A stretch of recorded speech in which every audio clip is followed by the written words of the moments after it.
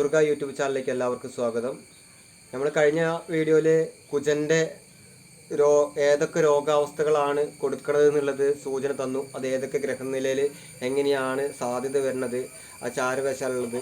ഇന്ന് പറയാൻ പോണത്, നിങ്ങളിപ്പോൾ എല്ലാവരും പറയും ഇനിയിപ്പോൾ കുജനും ചന്ദ്രൻ്റെയും രവിയുടെയും പറഞ്ഞു. അപ്പോൾ ബുധൻ ഇതേപോലെ ഉള്ള രോഗാവസ്ഥ എന്താണ് ചോദിക്കും, ശനിയുടെയും ചോദിക്കും. അപ്പോൾ ഇതൊരു സെക്ഷനായിട്ട്, അല്ലെങ്കിൽ ഇതൊരു എന്താ പറയുക, ഇതൊരു 7 ഗ്രഹങ്ങളുടെയും കൂടി ഇട്ടതിന് ശേഷം അടുത്ത കണ്ടന്റിലേക്ക് കടക്കാം എന്നാണ് ഉദ്ദേശിക്കുന്നത്. കാരണം ഇനി അടുത്ത ബുധൻ്റെ, നിങ്ങളുടെ സംശയങ്ങൾ ബുധൻ്റെ വരും, നമ്മുടെ വ്യാഴത്തിൻ്റെ വരും, ശനിയുടെ വരും. അപ്പം അതിൻ്റെ കൂടെ പറയണമല്ലോ. അപ്പോൾ ഇത് രണ്ടര പകുതി നിർത്തി പോകാൻ പറ്റുമല്ലോ. അപ്പോൾ ഇന്നത്തെ വീഡിയോ എന്ന് പറയുന്നത് ബുധൻ ദുസ്ഥാനത്ത് നിന്ന് കഴിഞ്ഞാലുള്ള പൊതുവായ ഫലങ്ങളാണ് പറയാൻ പോകുന്നത്. അത് ബുധൻ ദുസ്ഥാനത്ത് നിന്ന് കഴിഞ്ഞാൽ ഏതൊക്കെ രോഗങ്ങളാണ് കൊടുക്കാൻ സാധ്യത കൂടുതൽ, അത് ചാരവശാൽ കറങ്ങി ആ രാശിയിൽ വരുമ്പോൾ ആ രോഗാവസ്ഥ മൂർച്ചയിലേക്ക് വരുമോ ഇല്ലയോ, അത് നിങ്ങളാണ് തീരുമാനിക്കേണ്ടത്. ഇത് ഏതൊക്കെ രോഗം വരാനുള്ള സാധ്യത എന്നാണ് ആചാരം പറഞ്ഞത്. അപ്പം നമുക്ക് ഇന്നത്തെ കാര്യത്തിലേക്ക് കടക്കാം. അപ്പോൾ ഞാൻ ഇവിടെ ഗ്രഹനില കാണുന്നുണ്ടെന്ന് വിചാരിക്കണു. ഇവിടെ മേടം മുതൽ 12 രാശി എപ്പോഴും ഞാൻ പറയാറുള്ളതാണ്. ഇപ്പോൾ നമ്മൾ ഇവിടെ ലാന്ന് എഴുതി കഴിഞ്ഞാൽ ഇവിടെ ലാന്ന് എഴുതി കഴിഞ്ഞാൽ ഇതാണ് ലഗ്നം, നമ്മുടെ കേന്ദ്ര ബിന്ദു. ജീവിതയാത്ര എന്ന് ചിന്തിക്കുന്നത് ല എന്ന അക്ഷരം മുതലാണ്. ആ ലാ എന്ന അക്ഷരം ഏതെങ്കിലും രാശിയിലുണ്ടാവും. മേടം മുതൽ നോക്കും, ഇതാണ് മേടം രാശി, ഇതാണ് മേടം രാശി, ഇത് ഇടവം. അങ്ങനെ ഈ ചുവന്ന മാർക്കിട്ടത് മേടം രാശിയാണ്.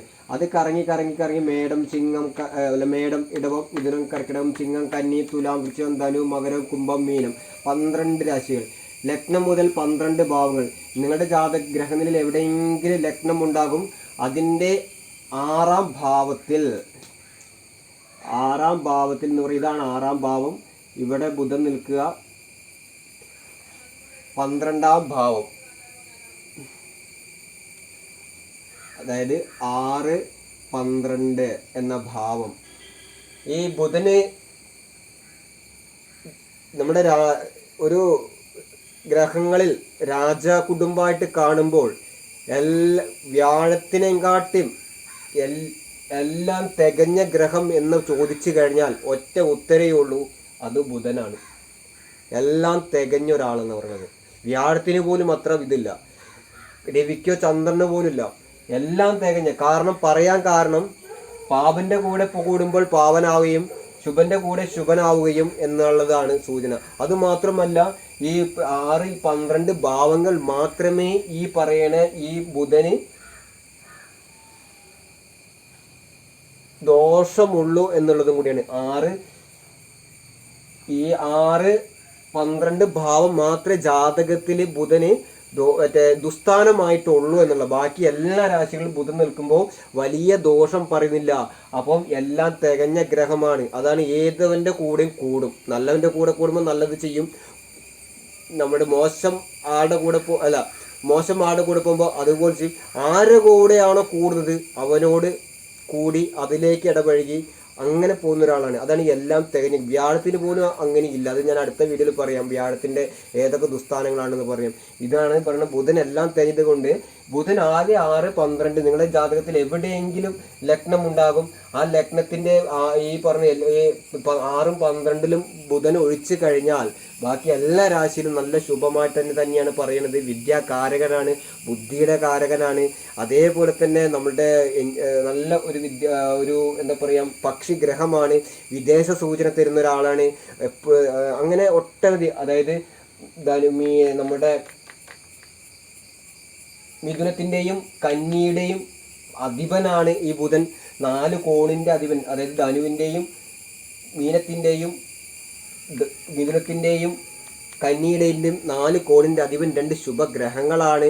അപ്പോൾ അങ്ങനെ ഒട്ടനവധി കാരകത്വങ്ങളുള്ള ബുധനാണ്. ഒരു ഗ്രഹത്തിന് മൗഢ്യമുണ്ട് എന്ന് പറഞ്ഞാൽ ആ മൗഢ്യം, എല്ലാവരും പറയും ബുധന് മൗഢ്യമുണ്ടല്ലോ, ജോലി കിട്ടില്ല. മൗഢ്യം എന്ന് പറയുന്നത് അടപടലെ ആ ഗ്രഹത്തിന് ദോഷം വരുന്നില്ല. അതിൻ്റെ ഏതെങ്കിലും ഒരു കാരകത്വത്തിന് ഇത്തിരി ബലക്കുറവ് എന്നു പറഞ്ഞാൽ, അല്ലെങ്കിൽ ഒരു ബുധന് മൗഢ്യമുണ്ട്, എല്ലാ ഗ്രഹങ്ങൾക്കും മൗഢ്യമുണ്ടെന്ന് പറഞ്ഞതുകൊണ്ട് എല്ലാ കാരകത്വങ്ങൾക്കും അതിന് ദോഷമില്ല. ഒട്ടനവധി കാരകത്വങ്ങളുണ്ട്. അതിൽ ഏതെങ്കിലും ഒന്നിന് ചെറിയൊരു മിസ്റ്റേക്ക് വരാം എന്നുള്ളതാണ്. അപ്പോൾ ഞാൻ പറഞ്ഞു വന്ന കാര്യം എന്ന് പറയുന്നത്, ഈ 6, 8, 6, 12 ഭാവങ്ങളിൽ ബുധൻ നിൽക്കുകയും ആ ബുധൻ നിൽക്കുമ്പോൾ ഇപ്പൊ ഞാൻ പറയാം ഏതെങ്കിലും രാശിയിലൊക്കെ നിന്ന് കഴിഞ്ഞാലും ഇവിടെ വരാൻ സാധ്യത ഉണ്ട് കേട്ടോ പറയണത്. അപ്പോൾ ഇവിടെ നിന്ന് കഴിഞ്ഞാലുള്ള രോഗാവസ്ഥകൾ എന്തൊക്കെയാണ് നമുക്ക് നോക്കാം. അതായത് ഈ 6, 12 നിന്ന് കഴിഞ്ഞാൽ ഞാൻ പറഞ്ഞ പോലെ 5-ാം ഭാവം കൊണ്ടാണ് ബുദ്ധിയെ ചിന്തിക്കുന്നത്.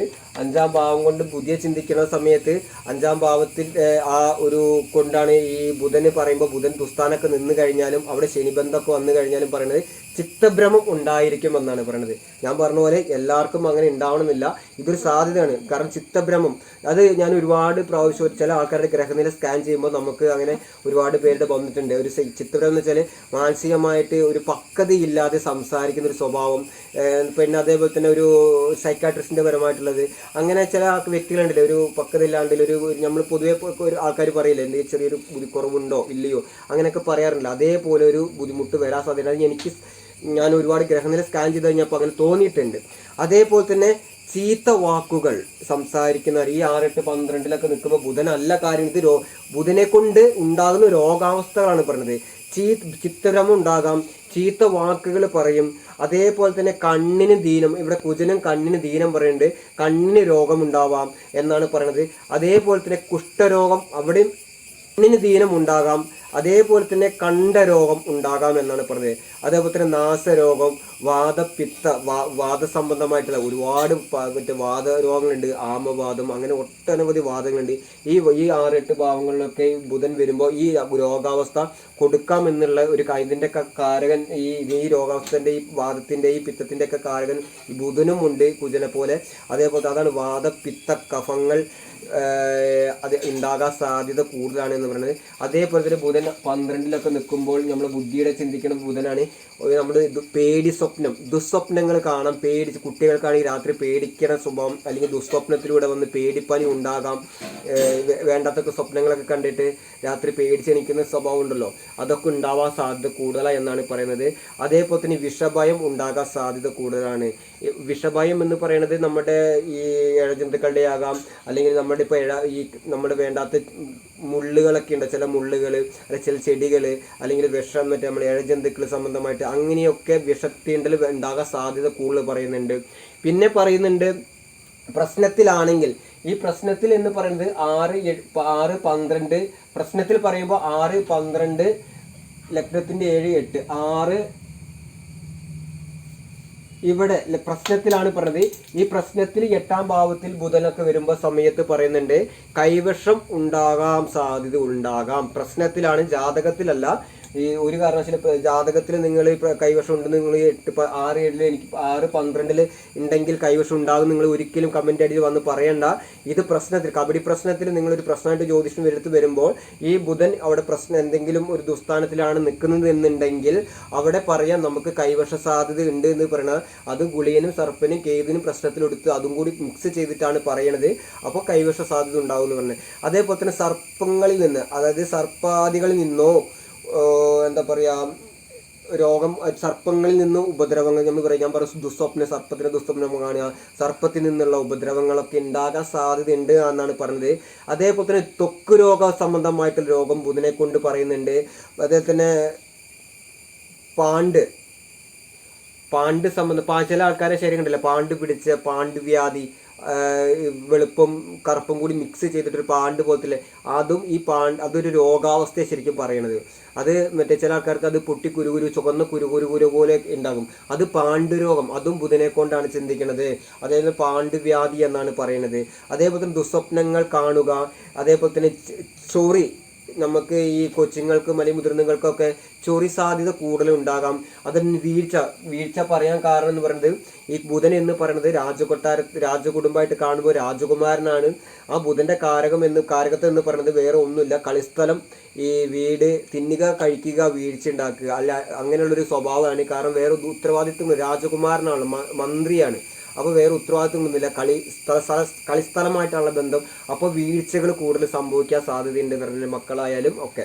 അതേപോലെ തന്നെ ഞാൻ നേരത്തെ പറഞ്ഞ പക്വതയില്ലാതെ സംസാരിക്കുക, ബന്ധനത്തിൽ ഏർപ്പെടുക. ബന്ധനം എന്ന് പറയുമ്പോൾ ഈ മറ്റെന്തെങ്കിലും പ്രശ്നങ്ങളൊക്കെ ആയിട്ടുള്ള ഒരു കൂട്ടത്തിൽ വരുമ്പോൾ അതിലൂടെ ഞാൻ പറഞ്ഞ പാവന്റെ കൂടെ കൂടുമ്പോൾ പാവനാകും, ശുഭന്റെ കൂടെ പോകുമ്പോൾ ശുഭനാവുകയും അങ്ങനെ ബുദ്ധിമുട്ടിലേക്കൊക്കെ വരാൻ സാധ്യത കൂടുതലാണ് പറഞ്ഞത്. അതേപോലെ തന്നെ പ്രശ്നത്തിൽ വീണ്ടും പറയുന്നുണ്ട് ഗന്ധർവ ബാധിക്കാം. ഇവിടെയും പ്രശ്നത്തിൽ ചിന്തിക്കുമ്പോൾ 12 6 ഒരു പ്രശ്നത്തിൽ ബുധൻ ദുസ്ഥാനത്തൊക്കെ നമ്മൾ കബഡിക്രിയയിൽ ചെയ്യുമ്പോൾ അവിടെയും ഗന്ധർവ ബാധ ഉണ്ടാകാൻ സാധ്യത കൂടുതലാണ് പറയുന്നത്. അതേപോലെ തന്നെ ഒരു പക്ഷിഗ്രഹമാണ് ബുധൻ. ആ പക്ഷിഗ്രഹമായതുകൊണ്ട് പക്ഷിപ്പീഡ ഉണ്ടാവുന്നല്ല. ഈ നമ്മൾ പറയില്ലേ ഈ ചില വളർത്തു കേന്ദ്രങ്ങളിൽ കോഴി ഫാമുകൾ അങ്ങനെയുള്ള ഇത്യാദി കാര്യങ്ങളൊക്കെ ഉണ്ടല്ലോ, പക്ഷികൾ അല്ലെങ്കിൽ കോഴി പക്ഷി മൃഗങ്ങൾ അങ്ങനെയുള്ള സ്ഥലത്തൊക്കെ ആ വ്യക്തി അവിടെ ജോലി ചെയ്യുന്ന ആൾക്കാർക്ക് ഈ ബുധനെ കൊണ്ട് അവിടെ രോഗാവസ്ഥ, അതായത് പക്ഷിബാധ ഉണ്ടാകുക അല്ലെങ്കിൽ മൃഗബാധ, ഈ അതിൽ പീഡ അതിൻ്റെ ഇൻഫെക്ഷൻ നമുക്ക് ബാധിച്ച് രോഗപീഡ ഉണ്ടാകുന്നതാണ്.